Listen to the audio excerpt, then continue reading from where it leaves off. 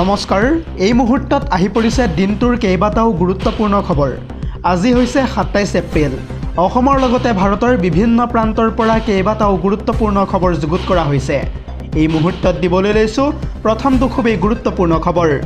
নিৰ্বাচনৰ ফলাফল ঘোষণা কৰাৰ প্ৰাক মুহূৰ্তত ভয়ংকৰ সংকটত পৰিছে এতিয়া ৰাজ্য চৰকাৰ। বৰ্তমান সময়ত পুঁজিৰ অভাৱত স্তব্ধ হৈ পৰিছে বিভাগীয় কাম-কাজ। চৰকাৰৰ আৰ্থিক সংকটৰ বাবে আহি থকা ২৮ এপ্ৰিল অৰ্থাৎ অহাকালিলৈ পুনৰ ১,০০০ কোটি টকাৰ ঋণ ল'ব অসম চৰকাৰে। আৰু এই সন্দৰ্ভত সবিশেষ জনাম ফুল স্ক্ৰীনৰ জৰিয়তে। পুনৰ জনাইছোঁ, ভয়ংকৰ আৰ্থিক সংকটত পৰিছে এতিয়া ৰাজ্য চৰকাৰ। নিৰ্বাচনৰ পূৰ্বে হিতাধিকাৰীক ধন বিলাই সৰ্বশান্ত হৈ পৰিছে চৰকাৰ। পুঁজিৰ অভাৱত স্তব্ধ হৈ পৰিছে চৰকাৰী বিভাগসমূহৰ নিয়মীয়া কাম-কাজ। পুঁজিৰ নাটনিৰ বাবে মহানগৰীৰ নলা নৰ্দমাৰ বোকা নিষ্কাশনৰ বাবে নিবিদাৰ আহ্বান কৰিও কৰিব লগা হৈছে বাতিল। যোৱা ১৭ এপ্ৰিল তাৰিখে লোক নিৰ্মাণ বিভাগে জাৰি কৰিছিল যিহেতু নিবিদাৰ জাননী। ইফালে ৰাজ্যৰ বিত্তীয় সংকটৰ জোৰা মাৰিবলৈ পুনৰবাৰ ঋণ ল'বলৈ সম্পূৰ্ণৰূপে সাজু ৰাজ্য চৰকাৰ। ২৮ এপ্ৰিল অৰ্থাৎ অহাকালিলৈ পুনৰ ১,০০০ কোটি টকাৰ ঋণ ল'ব অসম চৰকাৰে। ২০ বছৰৰ বাবে চৰকাৰী বণ্ড বন্ধকত থৈ এই ঋণ ল'ব অসম চৰকাৰে। ইতিমধ্যে ঋণৰ বাবে যোৱা ২৪ এপ্ৰিল তাৰিখে ৰিজাৰ্ভ বেংকত প্ৰস্তাৱ দাখিল কৰিছিল ৰাজ্যৰ বিত্ত বিভাগে। পৰৱৰ্তী খবৰটো হৈছে এটা বিগ পলিটিকেল নিউজ, কিয়নো এইবাৰ পশ্চিমবংগত মমতা বেনাৰ্জীৰ দুৰ্গ কপালে কংগ্ৰেছৰ যুৱৰাজ ৰাহুল গান্ধীয়ে। ৰাহুল গান্ধীৰ ফালৰ পৰা স্পষ্ট ৰূপত কোৱা হৈছে যে মোৰ বিৰুদ্ধে ভাৰতীয় জনতা পাৰ্টীয়ে ৩৬টাকৈ গোচৰ তৰিছিল। কিন্তু মমতা বেনাৰ্জীয়ে ইমান বেয়াকৈ কোৱাৰ পিছতো মমতা বেনাৰ্জীৰ বিৰুদ্ধে এটাও গোচৰ দিয়া নাই বিজেপিয়ে। মমতা বেনাৰ্জীয়ে বিজেপিৰ লগত যদিও ৰাজনৈতিকভাৱে ফাইট কৰা দেখুৱাইছে, কিন্তু সেয়া কেৱল মাত্ৰ হৈছে নাটক। এক প্ৰকাৰ বিজেপিৰ প্ৰতি এতিয়া প্ৰীতি স্বতঃস্ফূৰ্ত হৈ উঠিছে মমতা বেনাৰ্জীৰ।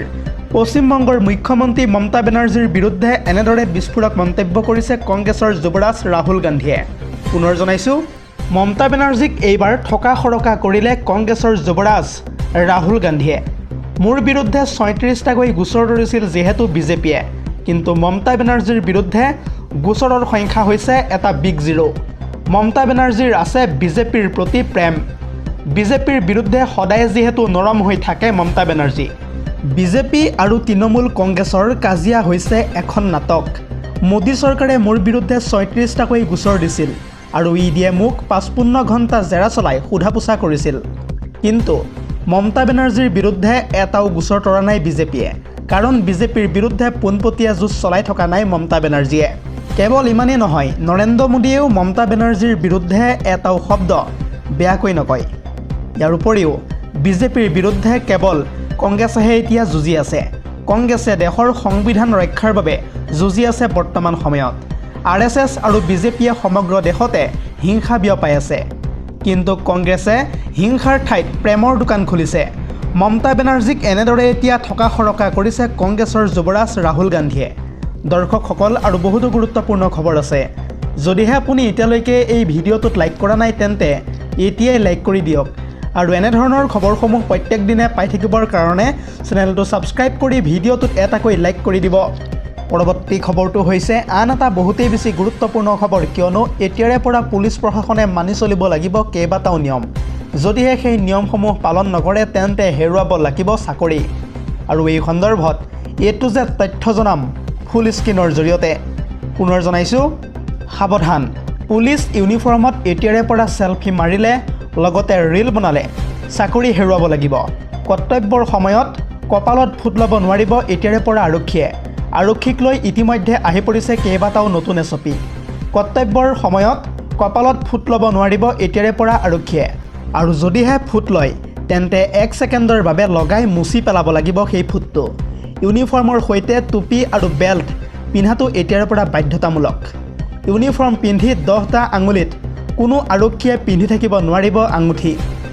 কেৱল ইমানেই নহয়, কোনো আৰক্ষীয়ে নিজৰ ধৰ্মীয় পৰিচয় প্ৰকাশ কৰিব নোৱাৰিব। মহিলা আৰক্ষীয়ে অত্যাধিক মাত্ৰাত মেকআপ লগাব নোৱাৰিব এতিয়াৰে পৰা। ইয়াৰ উপৰিও সোণৰ অলংকাৰ পিন্ধিব নোৱাৰিব মহিলা আৰক্ষীয়ে।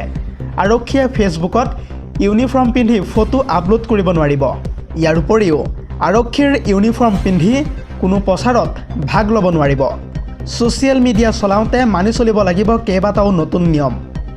নিজৰ প্ৰচাৰৰ বাবে আৰক্ষীৰ ইউনিফৰ্ম ব্যৱহাৰ কৰিব নোৱাৰিব এতিয়াৰে পৰা আৰক্ষীয়ে। কেইটিমান মুহূৰ্তৰ পূৰ্বে সংবাদমেল সম্বোধন কৰি এই বৃহৎ ঘোষণা কৰিছে বিহাৰ আৰক্ষীৰ সঞ্চালক প্ৰধান বিনয় কুমাৰে। সাৱধান ৰাজ্যবাসী, পুনৰ ৰাজ্যত বতৰে ধাৰণ কৰিব পাৰে কালৰূপ। অহা 28 এপ্ৰিল পৰ্যন্ত ৰাজ্যত হ'ব প্ৰচণ্ড ধুমুহা বৰষুণ।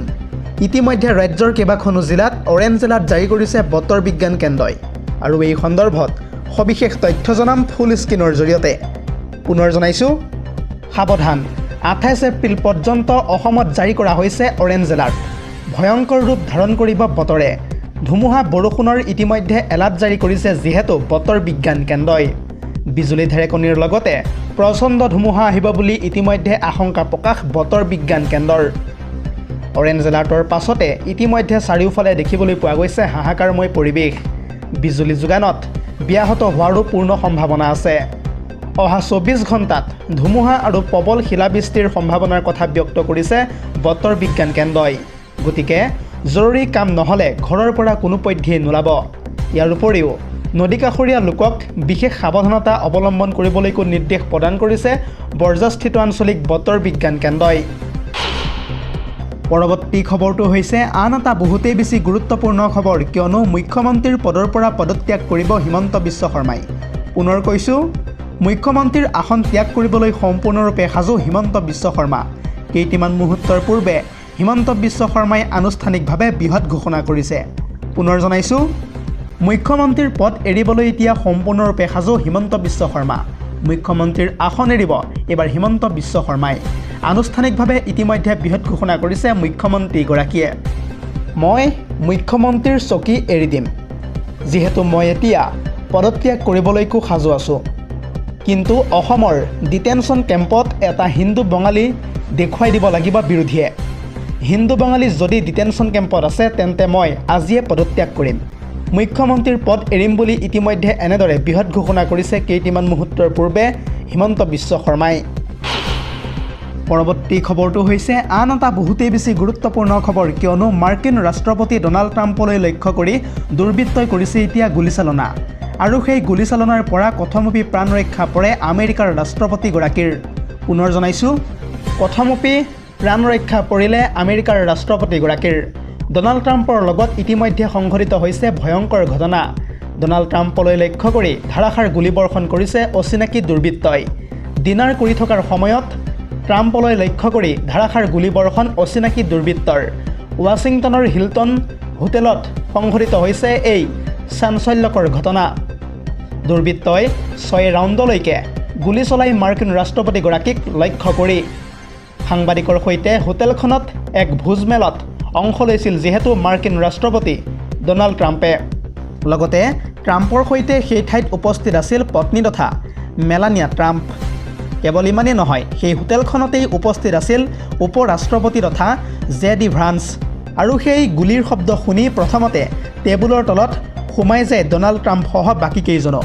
আৰু ঘটনাৰ সন্দৰ্ভত ইতিমধ্যে আটক কৰিছে এজনক আৰক্ষীয়ে। পৰৱৰ্তী খবৰটো হৈছে আন এটা বহুতেই বেছি গুৰুত্বপূৰ্ণ খবৰ, কিয়নো এইবাৰ পশ্চিমবংগত ধন বিলাবলৈ গৈ ধৰা পৰিল অসমৰ বিজেপিৰ নেতা। ধনসহ বিজেপিৰ উপসভাপতি অশোক ভট্টাচাৰ্য ধৰা পৰাৰ অভিযোগ ইতিমধ্যে উত্থাপিত হৈছে। কেইটিমান মুহূৰ্তৰ পূৰ্বেই পশ্চিমবংগৰ আৰক্ষীয়ে ইতিমধ্যে গ্ৰেপ্তাৰ কৰিছে বিজেপিৰ উপসভাপতিগৰাকীক। পুনৰ জনাইছোঁ, পশ্চিমবংগত ধন বিলাবলৈ গৈ ধৰা পৰিল অসমৰ বিজেপিৰ নেতা। ধনসহ অসম বিজেপিৰ উপসভাপতি অশোক ভট্টাচাৰ্য ধৰা পৰাৰ অভিযোগ ইতিমধ্যে উত্থাপিত হৈছে।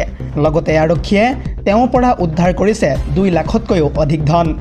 হুগলী আৰক্ষীয়ে 3জনকৈ বিজেপিৰ নেতাক যিহেতু ইতিমধ্যে আটক কৰা বুলি দাবী উত্থাপিত কৰিছে তৃণমূল কংগ্ৰেছে। লগতে এই ঘটনাক লৈ সংবাদমেল সম্বোধন তৃণমূল কংগ্ৰেছৰ। পশ্চিমবংগ আৰক্ষীক সেই সংবাদমেলৰ জৰিয়তে কঠোৰ হোৱাৰ আহ্বান প্ৰদান তৃণমূল কংগ্ৰেছৰ। News desk report, JD news.